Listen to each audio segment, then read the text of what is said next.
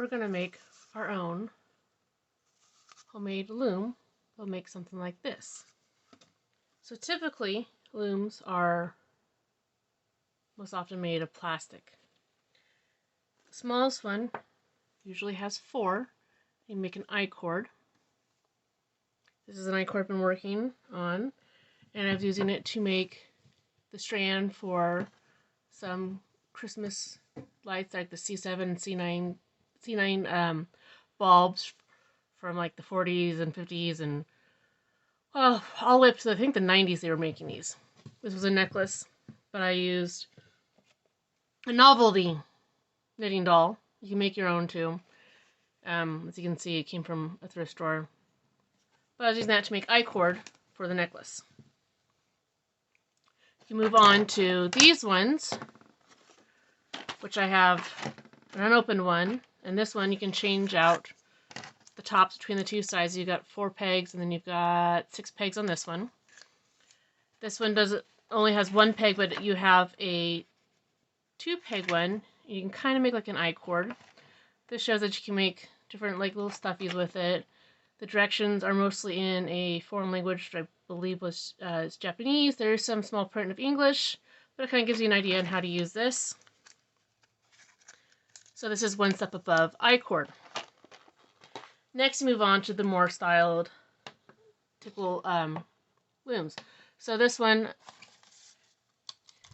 you can go back and forth, like in the picture here, or you can do it in a round, do it one side. It depends. This came with this plastic crochet hook to help you, and it came with directions. I don't particularly like that hook. It doesn't have much of an actual, let's see, it's not going to show very on the camera, but it doesn't have much of an actual grippiness to the hook. Then you can move on to longer, so I got a couple sets of these. Rectangle ones you can do, or you use both sides for a single pattern, or you do it in a round, you do it back and forth. I do have a different one that's made of wood and plastic. Now the more common ones people see are the round ones, and they come in sets usually. I had a complete set, but I don't know what happened to it, so I've acquired some new ones at a thrift store.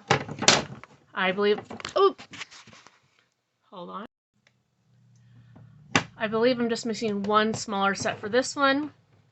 They have a peg so you can use it to hold your yarn when you're not using it. Also to mark where you're starting and stopping. Going around, you can do it around for a hat, or you can do a start, go back here, go back and forth, back and forth.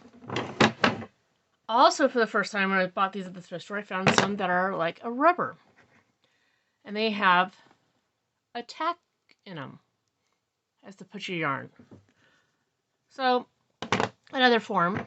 Then I have a set I haven't got around to checking out. But it's a baby set, so you can see there's a hat and a smaller one. And this will have directions inside to make a beanie and some socks. So use the bigger size for the beanie and the smaller size for the little booties that are socks. And this kit comes with a hook. Well, they call it a hook usually. Because I know the other one I have like this, they call it a crochet hook, even though it's not. And all it really is I still have the protector thing on this one. Pretty much a metal toothpick in a way. They look like the dental apparatuses, or if you work on cars, you clean out stuff with, you can get them at the craft store. You also use them if you're like weeding, you do cricket and stuff like that. You need a set, go to like Harbor Freight or any cheap automotive or tools area, you get a cheap set. Actually, and also I believe this one came from like the dollar store, which is why the tip looks like it's been busted off. But as you can see, this kit has one. I have one still in the package someplace. I have a blue one like this as well, probably exactly like what's in this box. Because I do have a complete set of these that's still in this little baggie that comes. And I want to say there's 4 or 5 to a set. Not positive. Don't know where it's at right now. So this is one I made earlier. It's not made very well. You can use things around the house. I use a toilet paper roll and some painter's tape. And then I did buy some popsicle sticks from the dollar store. But you can use barbecue skewers. You can use toothpicks. They're just going to be on the shorter side. And you got to be careful because those things will have points. I suggest cutting off below where it starts narrowing for the point. Or putting a dab of hot glue on the top or something. So I'm going to undo this and reuse this. You can also use like pencils or chopsticks or just whatever you have laying around the house. If you want to make a bigger size, you can get a piece of cardboard and you can put it in pretty much any shape you want. If you're wanting to make a hat, it's best to do it in a circle, obviously. But you need to have a center for the yarn to work down. This is what I made on that one. I stitched up the bottom, so this one doesn't have, but you can see the top still has its hole, and this kind of turned into bottom sealed up.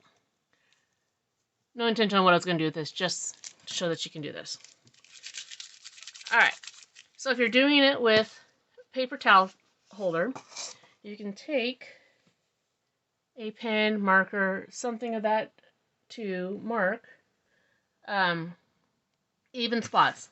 And I'm just using 6 popsicle sticks. Nope, too many there. Somehow I carved an extra orange one. 6 popsicle sticks, there's my marker. And you can eyeball it, you can fold them in half. Remember, if you fold it in half, if you crease it too hard, you will have the creases. If you just slightly fold it, it'll just be a little out of round. You can also use a ruler to make your things more even.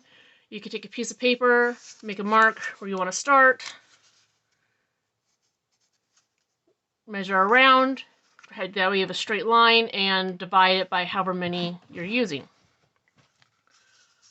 I don't need to make it exact because it doesn't really matter for this purpose, but I'm going to do the crease method. So there's an even. Issue doing the crease method, if you keep doing it like this, you're going to need things that are multiple. So it's going to be 2, 4, 8, you're not going to get 6. So 6, you got your half and your half right here. You're going to need to eyeball it to be able to get your thirds. If you want to measure it, you can. This is just a quick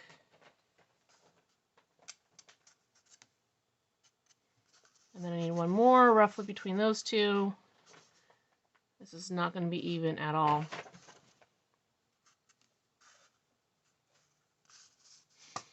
And that's roughly where you're going to put your popsicle sticks. As you can see, this didn't get even at all. I'm going to tape those pieces down just because it's bugging me. I'll need to remark too. Alright.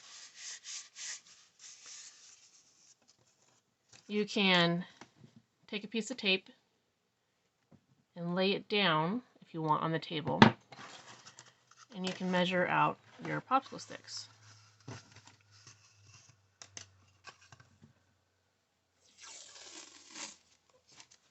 So another way to do it is you take your tape, back side, so the sticky side's up, measuring all the way around. That way it sticks to itself. Oops. It's easier if you have someone to help you as well. There we go. Alright. So that gives me